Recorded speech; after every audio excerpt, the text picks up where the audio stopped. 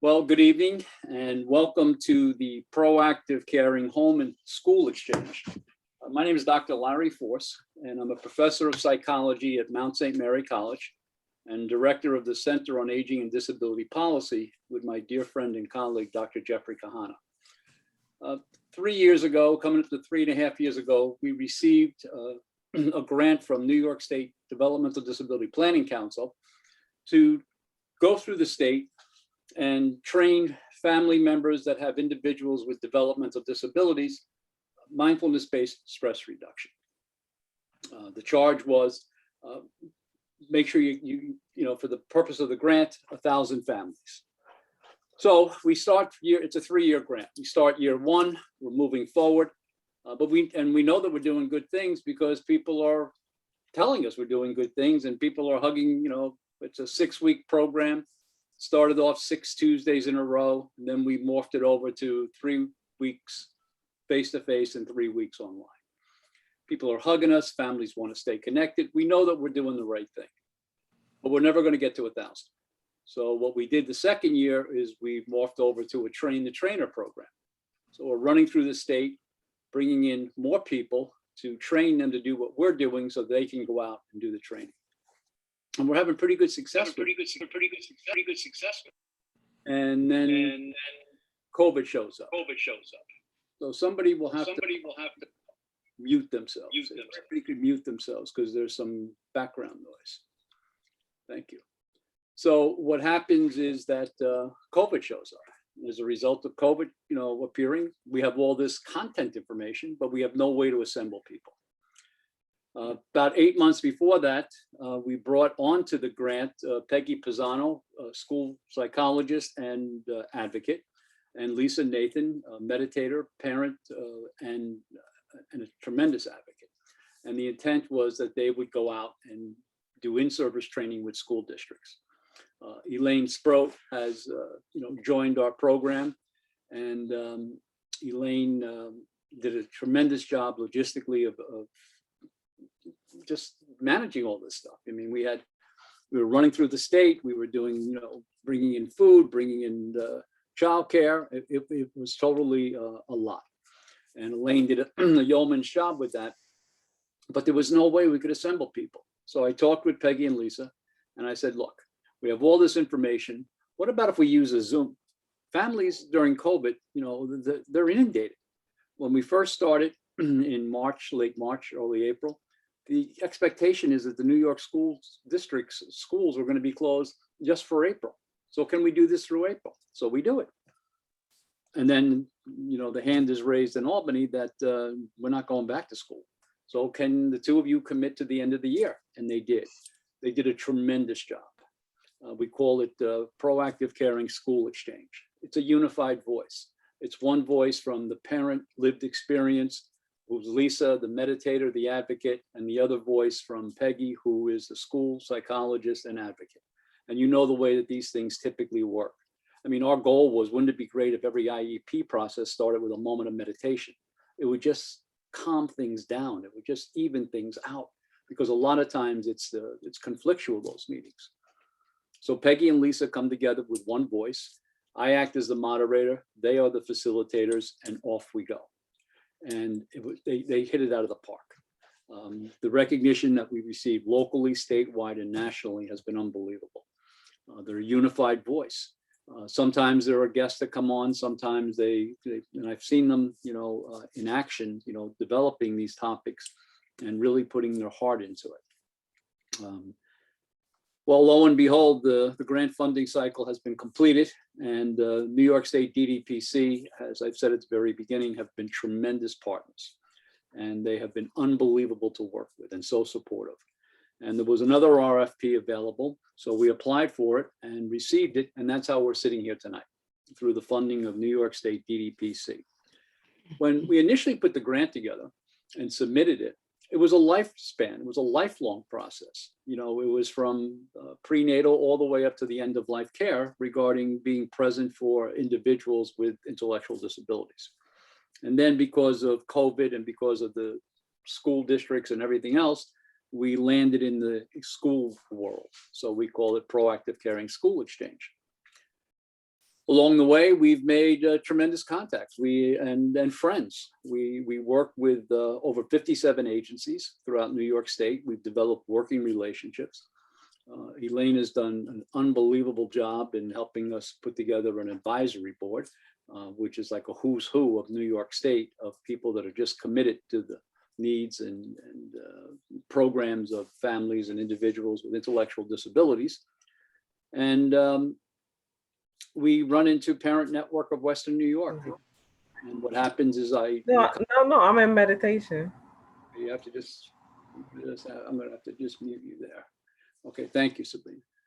So what happens is that I go back to my office in between classes. Sue Barlow calls me with Teresa Drum by accident, not by accident, just coincidence. I'm there. I answer the phone, and a unbelievable, wonderful, supportive relationship is developed. They are partners with us in this grant. Peggy and Lisa are here tonight, and they're going to be speaking specifically about keeping your calm, interacting in the home in a mindful way. The one thing that we're all about, and we're never going to step away from, is we're never going to step away from our unique fingerprint of the mindfulness approach. And we are under no illusion, hear me clearly, we're under no illusion that we're talking about a yoga mat behind us and somebody sitting on it for 45 minutes in a lotus position. This is not about that. This is about micro meditation. More direct, it's about pause thought. This is about an opportunity to learn tools and resources that you can start to manage yourself with. We all have stress. We all have triple stress underneath the COVID world. And what we feel very proud of is the fact that we have something that we feel has value. And we love the relationships we have with, the parent advocates. Lisa Carrera, you've been unbelievable. You've been with us from the beginning, and we so appreciate that. And some people we're just meeting and, for the first time. And we're so glad that you're here, and anything that we can do to help, you just let us know. So with that, what I'd like to do is I'd like to do the focus with Peggy and Lisa, and they can actually introduce the topic tonight because they are interchangeable. So please, Peg, Lisa, how do you want to move forward? You're muted, babe. You're muted. All right, Peggy. Peg is Can't hear you. Now can you hear me? Yes. Yeah. Why did I make like a telephone? I don't know. And unmute, but I guess that didn't work. So, because we're never quite sure who's going to join us and at what stage of knowledge people are in, Lisa and I decided that we were going to just do a sort of a basic understanding of the transitions that occur in the world of special education to start tonight with. And so to recap what we did last week, we talked about transition as a process of change throughout life. And as Lisa and I kind of speak about the subject, we realize that transitions occur all day long, every day, throughout people's homes, lives, schools. It's just a matter of course of things that occur throughout your life. Transitions and change can also be very stressful. And when we feel stressed, we sometimes feel anxiety, we feel fear, sometimes we feel grief, all different kinds of emotions. And what one person experiences with the same topic or difficulty, another person might experience some other different kinds of feelings. So to kind of talk about transitions, we thought we would talk about just how people transition through the stages of special education with their child. And then I think Lisa's going to take us through her own personal experience with her child and just some of the meditative things that she's learned along the way to help kind of keep that calm throughout any process. So again, transitions are major changes in life. And I think the process of going to school is probably the first major change that a child experiences. And parents too. It's a very difficult time for parent and child. One of the articles I read talked about it's as if you go to another world, another culture and they're speaking a whole nother language, because now you're in a place where everything is unfamiliar for the parent as well as the child. And for people who have children with special needs, that transition often occurs much earlier than people whose children do not have special needs. So sometimes those transitions occur right at birth, depending on the disability. And sometimes the transitions or the changes and the services occur much later on, depending on, again, what kind of disabilities and what the child and parents are experiencing. It's a difficult transition. It's a difficult change for families, because it's probably one of the first times in your life when you're giving sort of control, if you will, of your child to somebody else. And I'm sure as parents, we're just never quite sure if that person knows our child, feels the same way about our child, is acting in our child's best interest. So there's a lot of emotional sort of upheaval that parents feel when making transitions to school or to special education. And each stage of transition, I think, creates those feelings of fear and anxiety and worry, because each stage is something new and different. And so parents are experiencing, as do children, but certainly parents are experiencing those changes and those transitions each and every time a new stage or a new developmental avenue takes place. So just to kind of talk a little bit, the first sort of special education world that parents with students with disabilities would wind up in or is the world of early intervention. And that is from birth to 3 years old. And so again, and I think Lisa will speak to this, some people struggle with that 3-year time frame with their pediatricians, with other people who are evaluating their child, and they're not quite sure, and maybe it's just a delay, and maybe it's more than a delay. And some people at birth understand that their child has a disability. Maybe it's something overt or something obvious that, you know, the people in the hospital when the child is born recognizes. So again, there's different avenues and there are different ways to, to get to early intervention. But basically it's a 0 to 3 year mark where services, after an evaluation of the child, services are provided to that child.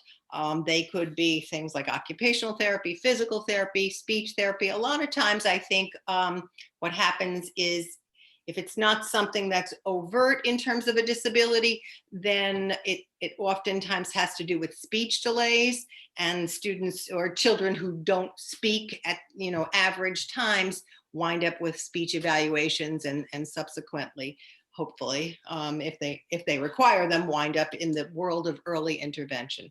That is a very difficult transition for parents, because it's the first real time that someone is acknowledging either your concerns, or maybe you didn't have concerns, but someone's saying that there is some kind of concern here about that child. And so that to me is one of the most difficult transitions, because now you're being faced with the fact that your child has a disability.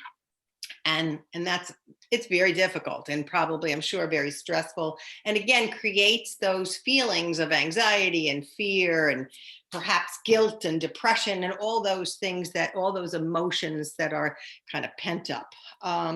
So in early intervention, the child can work with any of those therapists. Once the evaluation is completed, works with those therapists either in the home or sometimes in a preschool situation, or if that's where the family's preference is. And then they receive those services that support their learning. And it's hard. It's very difficult. You have a little child who might be going off to a program. You're sort of giving the care of your child to someone else, or you're having that person in your house working on, needs that make life, much more challenging. The next stage of the special education sort of continuum, if you will, is the CPSE, and that is the Committee on Preschool Special Education.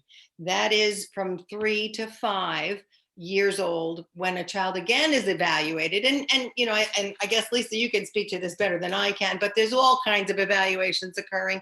There's all kinds of people coming in and poking and prodding and doing all kinds of different things. And so, you know, those things in and of themselves are stressful for the child, are stressful for the home, are stressful for everybody else, you know, in the family.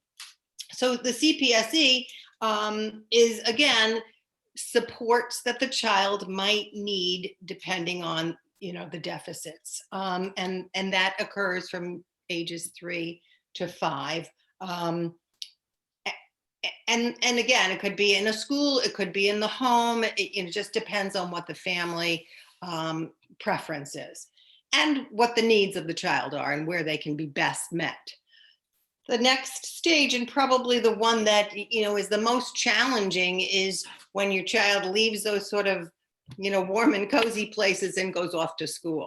And I don't, Lisa told a story about how when her son, and she'll tell you later, got on the school bus and she was very worried, but he was happy with the school bus. So, you know, it's again, another transition for family and child that kind of brings up all of those stressors, those anxieties. And school is a very difficult place at times for children and families.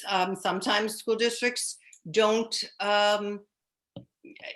always meet the needs that the parent feels that, you know, the child has. And the goal of the education system is to work on education, obviously. So the needs then are directed towards learning. And New York State, you know, recognizes 13 different classifications of students with disabilities. So, you know, your child kind of falls into one of those categories, hopefully, and then receives special education supports in schools. Those supports are provided through an IEP or an individualized education plan. And that really outlines, you know, everything that everybody is responsible for doing. So it outlines the educational supports that your child is supposed to get in school. It outlines sometimes, you know, the counseling supports if they need those. It outlines occupational therapy, physical therapy. It may outline if your child needs a teacher aide. And many students require those and receive those supports in their home school, but some children do not. Some need to be in another school. I can give you an example from the school that I worked in. It was a very small school district. So sometimes there might have been only 1 or 2 children with a particular kind of need. And therefore, you know, there wasn't a class for that, you know, for that kind of need. So sometimes students go to other schools, special schools or special programs. At age 12, the IEP starts to talk about a different kind of transition. It starts to talk about the transition from school to after school. What does my child want to do? What do I think they're capable of doing? What are their objectives in their life for their future goals? And what are the parents' objectives for that? So there's, you know, sort of an assessment that goes on at that time with usually a guidance counselor or someone in a school and a parent and a student, depending on, you know, the level of communication that the student has, where they start talking about what is it you want to do when you leave here. Students can stay in school till they're 21 or until they get a high school diploma, one or the other. And so at 12, that conversation of transitioning out of school, which again is another stressful time for parents, is a conversation that starts to be had. At age 14, goals for transitions have to be put on the IEP. That's part of the New York State requirement, the law. And so the district is responsible for then teaching and providing and working towards the goals of the parent and the child for post-high school. So there's a whole, you know, kind of lifespan here of transitional and change services that occur from anywhere from birth to age 21 and beyond. I mean, our hope for this program is that we will give you this little scenario here about the start of special education and then work on some of the other things that are happening out there in the world for life beyond high school, which is another challenging time for parents. I think that the major goal or the major, I guess, focus on transition itself is that it's just a change that occurs naturally for all of us, but it's very stressful change for parents with children with disabilities, and it's often stressful for the children as well. They may have to change schools, they may have to change programs. There's a lot of stressors. So one of the things that the research says about change is that you really have to try to look at those things that you can control in that change situation, kind of get rid of if at all possible. And maybe Lisa can give us some strategies for keeping those things at bay, but get rid of those things that you can't control, and then try to, remain positive and kind of work on where I am right now. What situation am I in right now? And so those three kinds of set goals for transitions helps with the transitional process. So I think I'm going to turn it over to you for a few minutes, Lisa, and you can talk about your own transition, I think, with your son, Gabriel. And before you do that, I just want to segue in here for a second. Like Peggy talked about, that there's a developmental level here with transitions. In having conversations as we started to plan for this funding opportunity and grant with Sue Barlow and Teresa Drum, Sue started talking about 5 points of transitions all the way through life. Along the way, we've made a really good connection with Access down in Washington. They're a national lobby group. Vice President, her name is Kate McSweeney, reaches out to us because somebody sent her something about us, doing this. And they've been tremendous supporters. Jeffrey and I have been on 2 of their national conference calls promoting this program. In this one-year project, they're going to be hosting a policy program talking about transitions. But when I talked to her about the word transitions, she said to me, you got to be aware that that term means so many different things to so many different people. And she said, the other thing you have to be aware of is that when we start talking about transitions as a federal policy issue, it has a name and a definition all to itself. So I think, one of the things that we're going to see is, to be very direct, there's a long runway ahead of us, beyond the school district exchange and the transitions. Then we can start talking about siblings and grandparents raising grandchildren, and end of life care, and the thing that we're never going to do is we're never going to step away from the mindfulness fingerprint that we bring here, thumbprint. So with that, I'd like to introduce, great job, Peg. And what I'd like to do is I'd like to introduce Lisa Nathan. Hi, everybody. Well, thank you for coming. Thank you, Peggy. Thank you, Larry. So like Peggy said, a little bit of my journey, because what's better than to tell your own story? So when I think of my journey with my son, Gabriel, and see it in the light of all the transitions we experience, it's an extraordinary compilation of events and adventures. And one thing is for certain, that the route of raising a special needs child is anything but linear.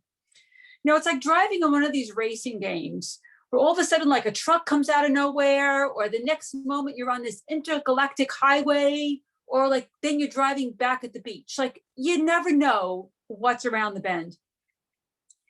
And our journey with Gabriel started after he was born, meant like almost weekly visits to Westchester Medical. I mean, how many specialists have you collected in your contact list? Because we probably have close to 20.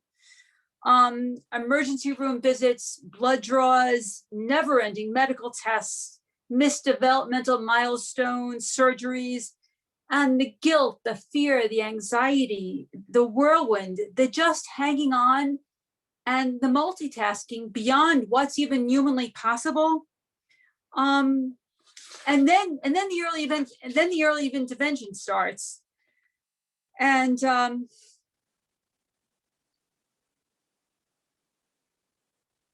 sorry.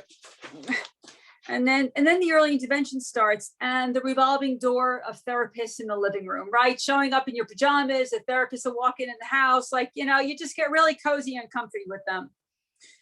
And this was just the first 3 years of our life with Gabriel. And everybody here has their own story and their own journey. And while the journeys may be different, what's the same is our instinct as parents.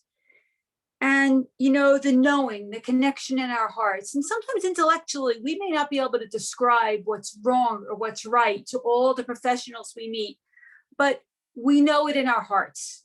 And it's just as vital. I learned to toss out the idea of developmental milestones and listen to my son in his own timeline. And it didn't matter how fast he was moving. And the important thing is that he was moving forward.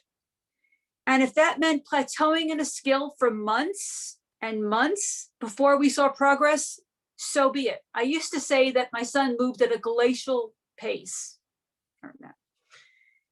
And we also learned from the small things, as Peggy said. So Gabriel was about to enter preschool, and his early intervention coordinator had told me to put him on the bus. Do it now, before he starts going to school. And I was like really worried. Here's my little Pipsel Gabriel, it's like tiny little thing, putting him on a school bus. But I trusted her, and I did. And the first day that bus showed up, he lit up like he just walked through the gates of Disneyland. And, the moment really stuck with me, because it showed me, I was projecting my fears and worries and concerns, but he was absolutely fine.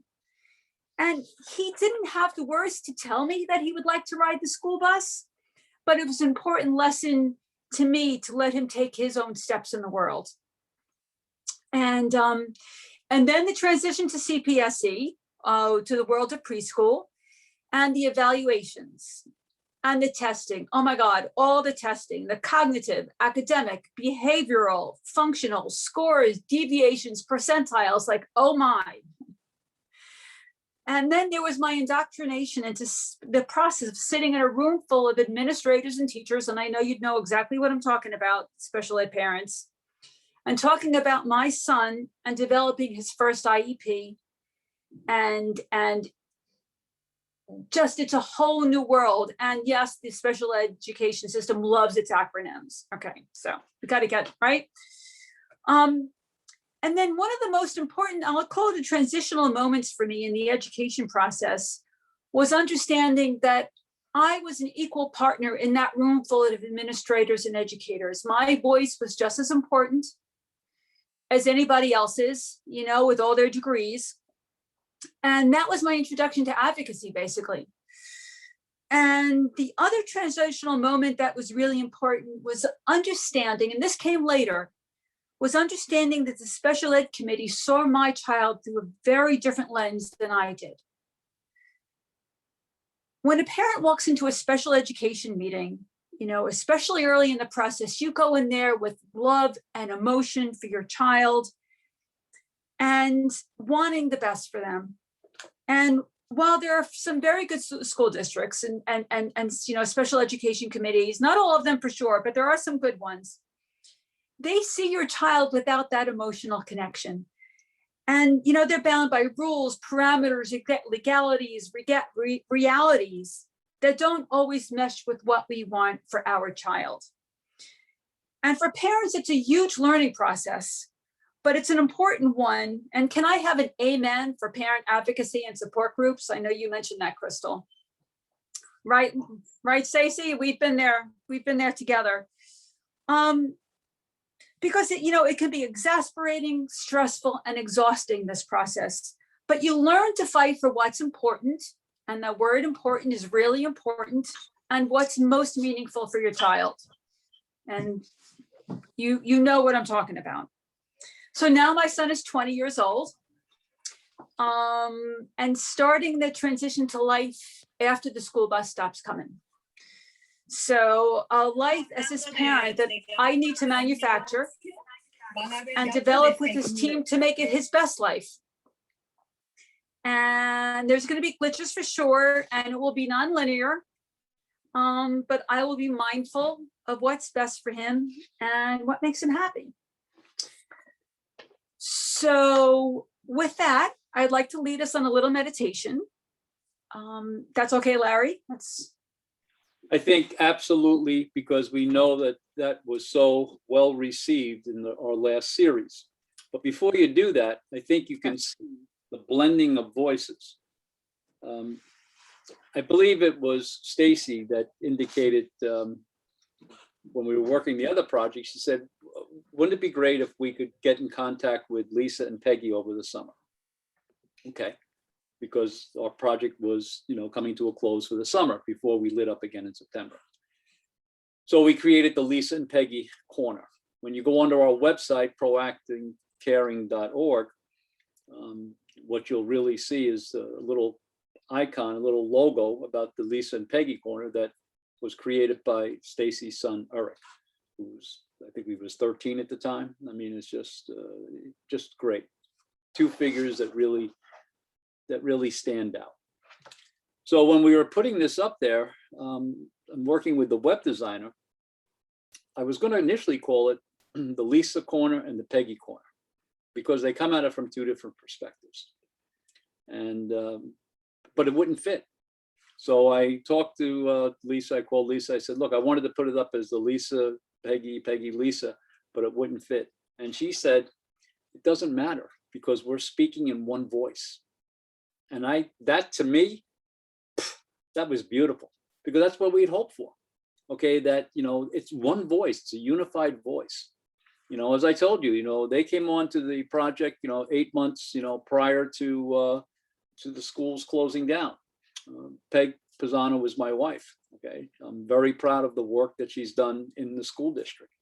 I knew that she would be good at this. Lisa and I met at a caregiver thing, I guess it was a caregiver conference, and we started to talk, and I knew that she would be really good at this. And the two of them coming together, it's unbelievable. I mean, it really is unbelievable what you've done, because you've taken our theory and what we'd hoped for in a world that was turned upside down because of COVID, and you moved it forward. So with that, one of the things that we know that was so successful was that Lisa provided an experience. So it wasn't just a theory, but an experience. So at this point, what I'd like to do is ask Lisa to do that. It's about a 2-3 minute experience, but well worth it. So Lisa. Okay. And so I was asking myself before doing this meditation, I'm saying, like, what would I do differently if I knew then what I know now, having a background with mindfulness and meditation? And so I'm starting to think, and then I go, oh my goodness, I knew something back then, because I learned through Gabriel. When you're worried about your child, especially with this medical conditions, you start worrying before you go to the doctor. What's the test going to reveal? What's going to happen? And then I realized I'm making myself nuts. And I learned to pull back, and I learned to say, you know what? All I have is what I know right now. And I would just say, that's it. And I didn't worry about it anymore. I said, when I get to the doctor's office, when I get the report, then I'll have something to worry about. And I learned that through Gabriel. And that actually served me really well when I became a caregiver for my mother and my husband both. Through Gabriel, he gave me that ability to just stay in the present moment. So that being my segue, let's do a short meditation. So we want to sit comfortably. Our spine's nice, upright, relaxed, but upright we can breathe well and have no constriction in our breathing. We want to feel like it's almost like a string attached to the top of our head, pulling us up. If you're sitting, feet flat on the floor, I am already closing my eyes to start the relaxation process. If whatever you're comfortable with, go with. And I'm just going to start with some breathing. I'm going to breathe in through my nose with my abdomen rising.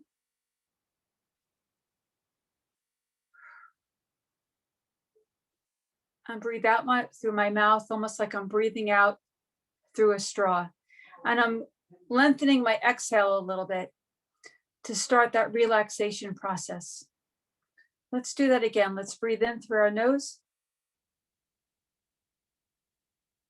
and out through our mouth. One more time.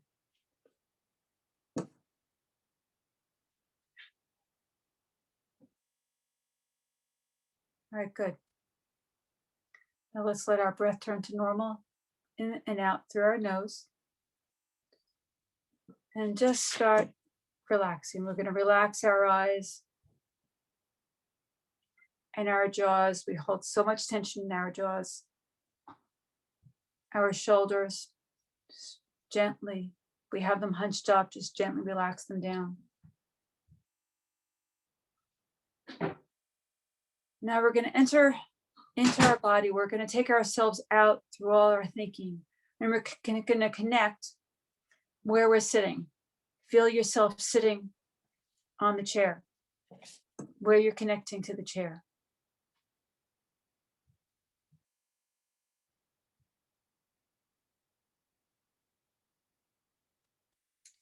And now we're going to start connecting to our breath. And if there's sounds from outside or sensations that we feel, or even our thoughts, it's okay. We're just going to keep coming back to our breath. And it's a misnomer in meditation that we need to stop thinking. Nobody's going to stop thinking. We're just training our minds to come back to our breath as a stable object that we can focus on. So let's just do that for a few seconds, like around 30 seconds. Just focusing on the breath coming in and out through the nostrils. Okay, let's start.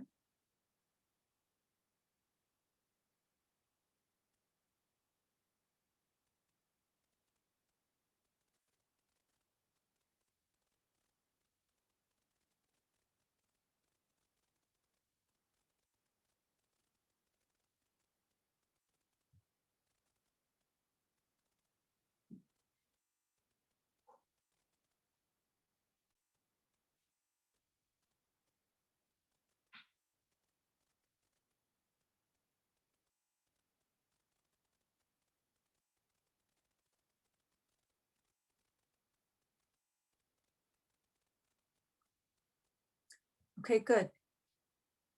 And if there were thoughts, that's okay. No one's going to be able to do this right away. If you got through, it may take a long time to even be able to stop the thinking, not stop the thinking, but to have a few cycles of being able to come back to your breath each time.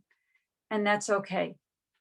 The most important thing is to stay gentle to yourself, to say it's okay. And that's a really important process that will be really, really helpful through your process of being a parent. Being gentle, being compassionate with yourself. The more compassionate you are with yourself, the more compassionate you can be with those around you. And that's an incredible skill to learn. But this is a practice. Coming back to your breath is learned. It's a skill, like going to the gym and working out. It's just a skill. And you can practice it anywhere. You can practice it waiting at the grocery, pumping gas,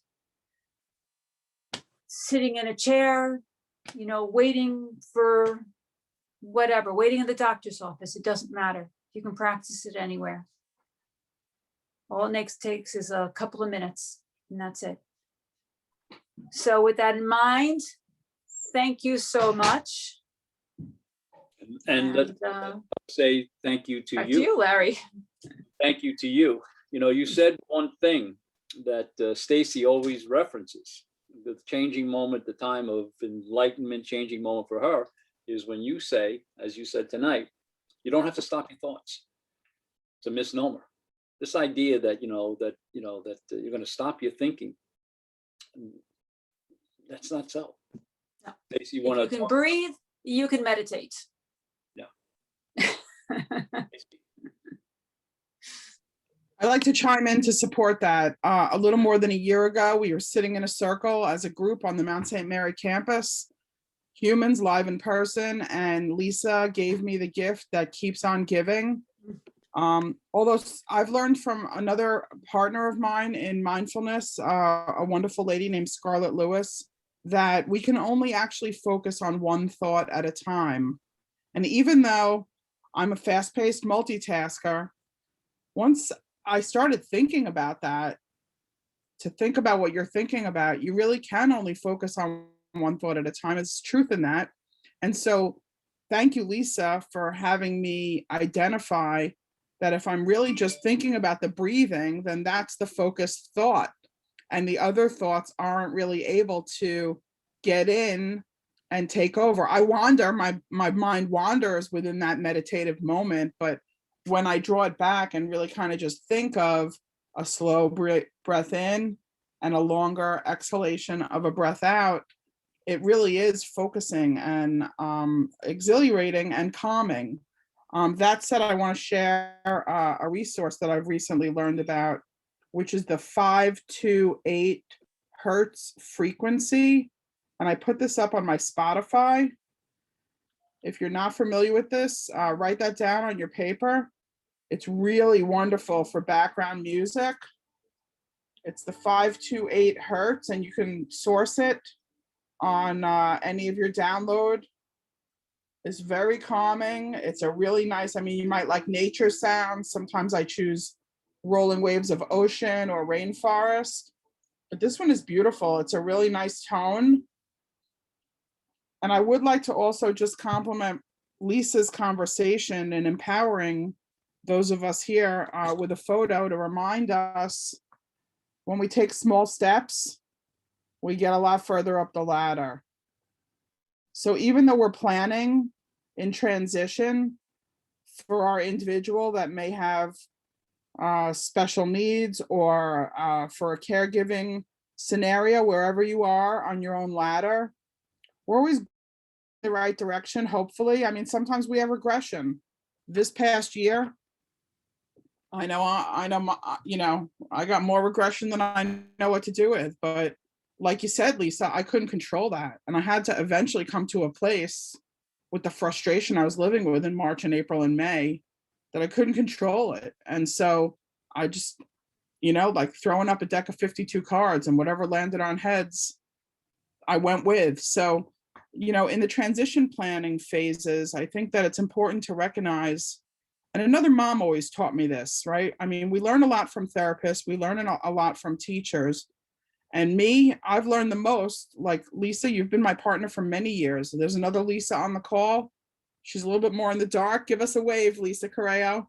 Another mom, like I learned the most from my other moms. And parents, united, we stick together and we have a commonality. And it's to always be thinking a couple of steps ahead. And so that's the message Peggy was drafting to, where the transition planning, whether it's in a 3-phase or a 5-phase, we're always thinking about what's next. And for those of us with a special story, I think we not only think 2 steps ahead, but we're thinking 3, 4, and 5. And so really what's out there and how to achieve and how to continue to make that plan happen. And it's nice that I think the education system kind of helps guide and navigate and says there's rules to that, because not all parents are really on board or know what to do.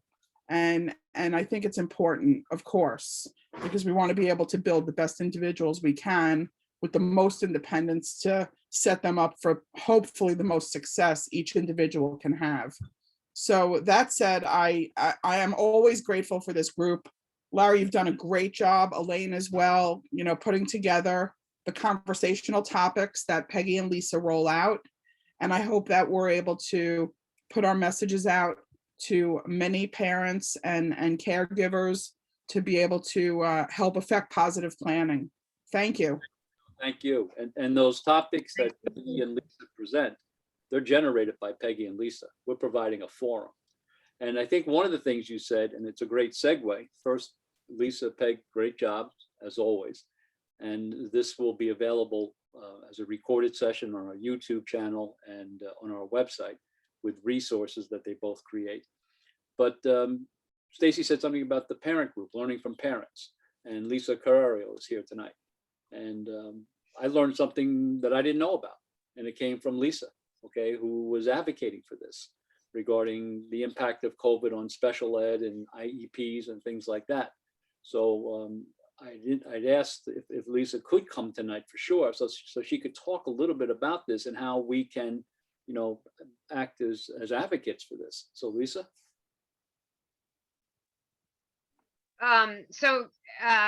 Currently in front of the New York State Assembly is a bill to increase the age-out age from 21 to 23 for 3 cohort years. Would have been last year's graduating class, this current year's graduating class, and next year's graduating class, because the individuals that can stay till they're 21, primarily their education takes place in the community or in vocational placements, and that has been non-existent for this last year. So there is, like I said, legislation that's currently in the New York State Assembly and in the Senate, and it's in, I sent out an email, and I can send it to anybody who's interested. I formulated a whole email of like who to contact, local representatives who you should contact. So the bill currently is sitting in the Education Committee, and they need as many phone calls and emails as possible to make sure that it get advanced out of the committee and for a vote onto the Assembly and to the state floor, so that eventually it could be passed as law, and they would increase that age out, which would be perfect for my son, who's 19, who's in the, in the process of transitioning, and I'm sure it can affect a lot of individuals who really lost a year and a half of education and are really struggling. Brendan has had, setbacks and is really struggling. An interesting thing I heard last night, I was on another Zoom call. This has become my my way of getting information, was actually about transition to the adult world. And they made a statement that really kind of rung true, is that we spend so much time as parents, focusing on the 0 to 21, when our children are really going to spend 65 plus years outside of school. And, we have a tendency, and I know I've done this, is like why Brendy was in school. Like I was always focused on, okay, how am I going to get him better, moving him forward and everything else like that, which was very, very important. But it's like, okay, what is his whole, he's got 65 years of potential quality of life.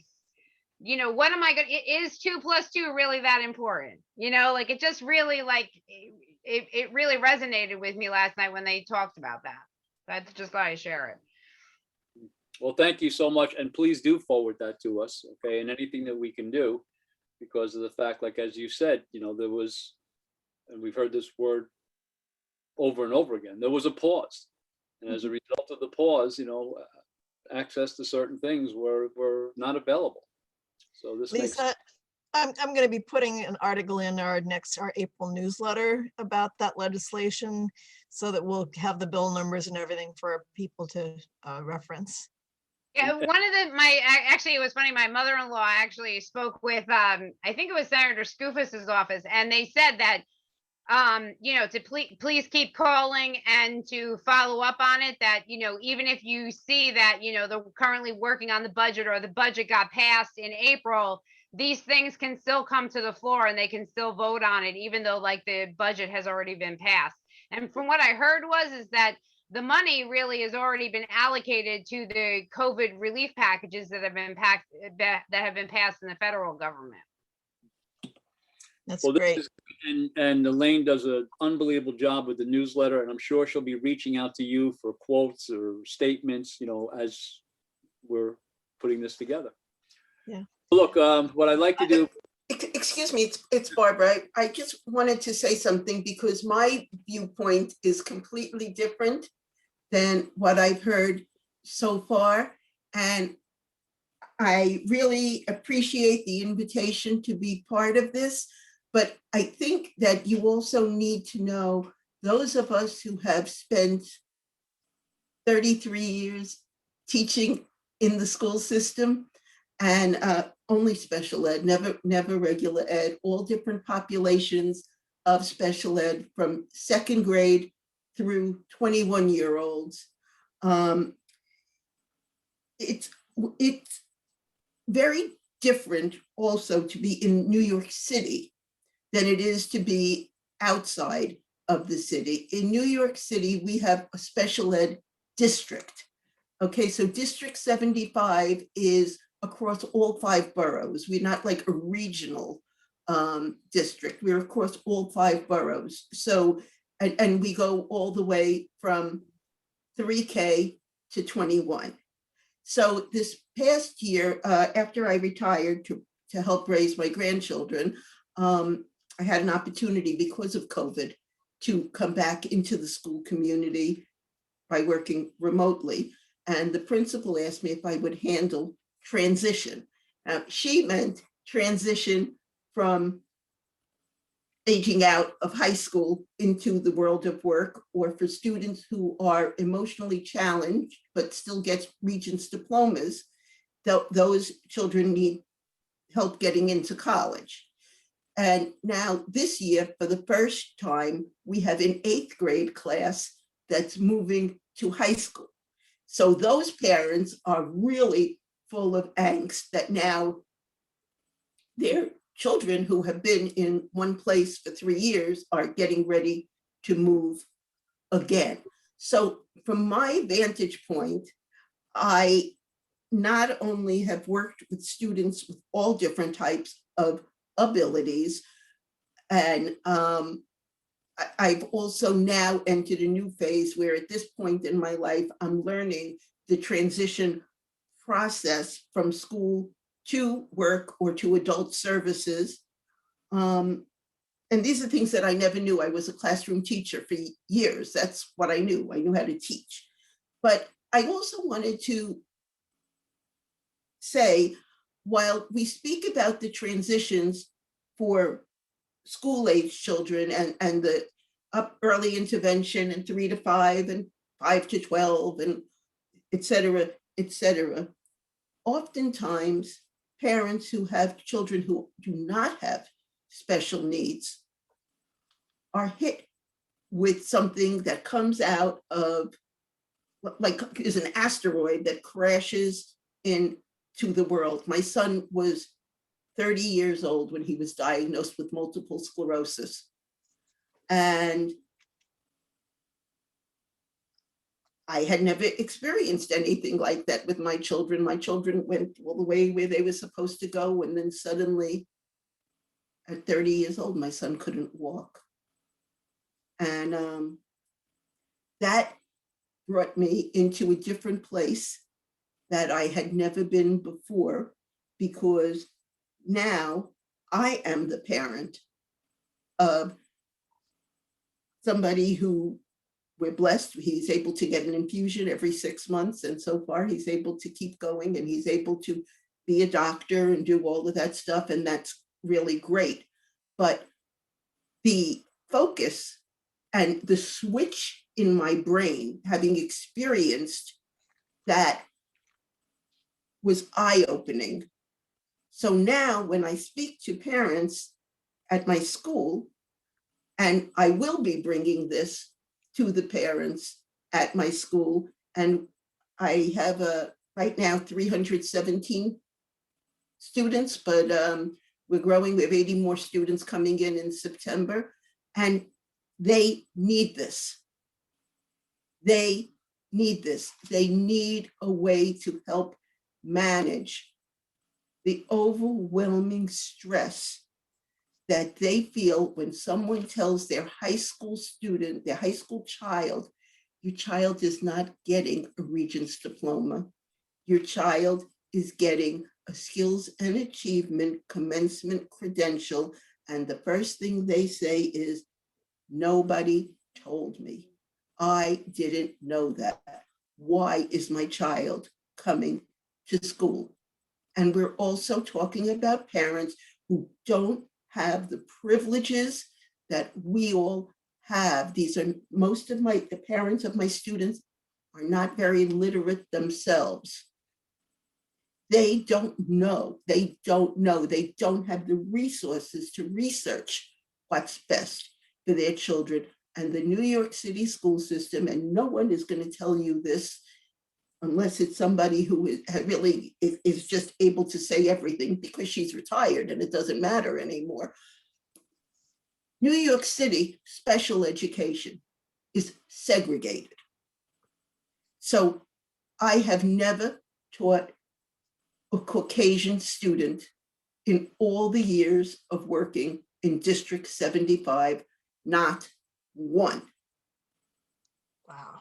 So now you have this socioeconomic disadvantaged group that has an unbelievable percentage of students in special education, not in community schools, bused outside of their community to schools. And the parents don't know what to do. I'm telling you, District 75 is the mother lode for your organization. They need you. It is the most important thing. They have no way of even understanding what is ahead of their children. They don't know about adult service agencies. They don't know about Medicaid coordinators. They don't know about Medicare. They don't know about SSDI. They don't know about anything. So they need advocates, which is the role that I've taken on for my students. And they need help negotiating the stress. And I'm hoping that we can arrange, maybe you guys can help me present something to the District 75 parents. Thank you. You know what I see? I see you've just come into a network that really could use your voice, because we could use all voices, you know, and the fact is that, you know, what you're telling us, you know, I think we can be of help. Lisa and Peggy, you know, are geared up for the next, I don't know, 6 months, even longer, to have these types of events. And one of the things that will happen after probably the first month is that they will bring on guests. There's zero way that you're not going to be asked to come on, okay, and talk about this. And maybe if you want to bring other people with you, okay, that to give voice to it, because anything that we can do to help, we will. Can I lend another resource? Please. Barbara, the Westchester Institute of Human Development runs a tremendous amount of trainings currently via Zoom. And, you know, I know that might be difficult for a lot of your parents, but even potentially if, you know, they could gather somewhere and watch it together or whatever.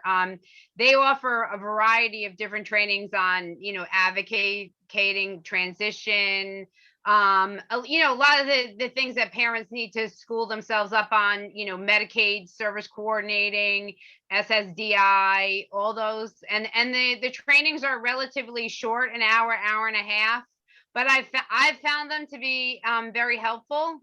And they have a great website, and they have a parents network down there also. So if you check out their website, they also offer clinic-based services for families, a dental service, psychological services, just as a, you know, a potential resource for you to look into that, you know, maybe some parents could utilize.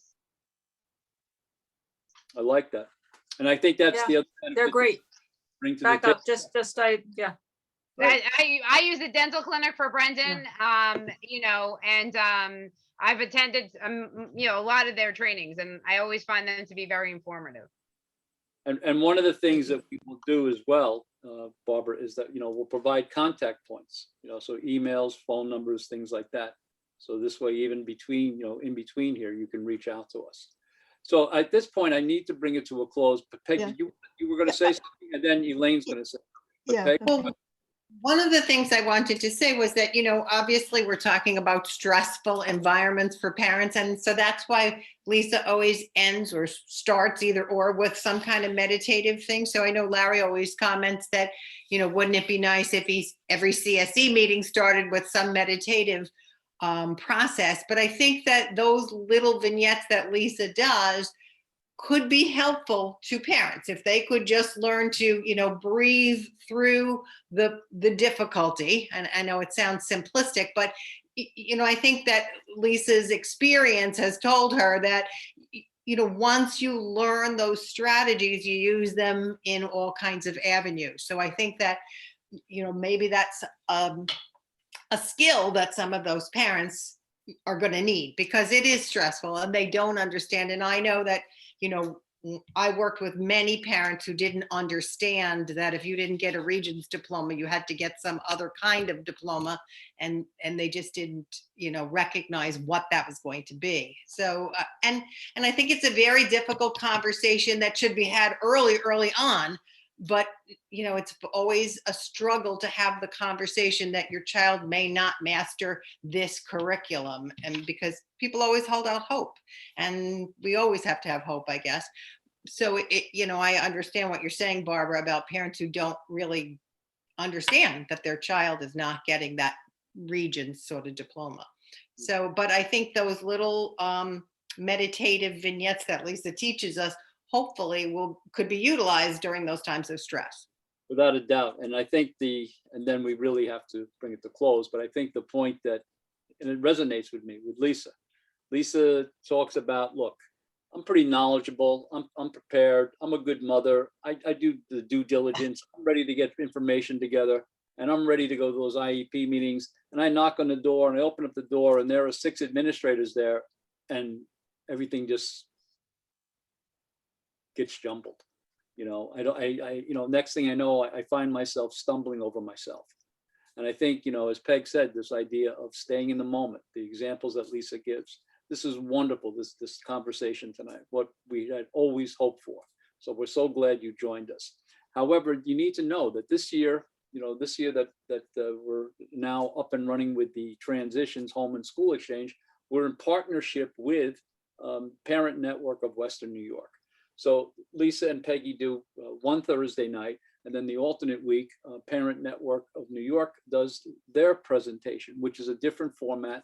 And Elaine's going to talk a little bit about that, because one of the things that we're doing, look, this is somebody, as Lisa said, when we first started this under the first COVID, she said her superintendent said, you're building the car as you're driving, so we're always fine tuning this. And the fact is, if you take a look at our proactivecaring.org website, we are very proud of it. Okay. And the resources are there. They're free. They're downloadable, and they are top shelf. So with that, as we come to a close, I'm just going to ask Elaine quickly to talk about the connection between and how to weave that together as participants. Yeah. As Larry said, we've been working closely with Parent Network of Western New York, and while the School and Home Transition Exchange is an exchange of or dialogue between Peggy Pisano and Lisa Nathan, and discussion among those who are in attendance. The Parent Network of Western New York is a little bit less on the teaching side, as from what I can gather, more a facilitated discussion that is focused on support of the families who are going through the transitions. And it's the audience that they're looking to target at is the whole family. So not only the parents or other caregivers, but also the students themselves, if appropriate. I think they want the whole family because, kids, especially in this time of the pandemic, they spend so much time on Zoom that it may be hard for them to master that on their own, or to negotiate that on their own. So they want the parents to be there so that the discussion takes place within the whole family. But we're alternating. The idea is that they are aware of the topics that are being discussed this week, and then they will have their own session and focused on support of the family. And then the next week we'll go back to the School and Home Transition Exchange, and then another support session. So we're hoping that there is some cross-fertilization and the between the two groups. That some of the people who participate here will participate in their sessions and vice versa. And I will be talking about that a little bit again in our April newsletter to try to encourage people who are able to do one to do the other. Beautiful. All right, Elaine, thank you. Angela, nice to see you. Okay, I'm glad you're here. We didn't really have a chance to really get to know you, but please come back so we can get to know you as well. We'd ask you to do that. All right, so everybody have a wonderful week, and we'll see you in 2 weeks. And thank you for all your support. Thank you. Good night. Thanks, guys.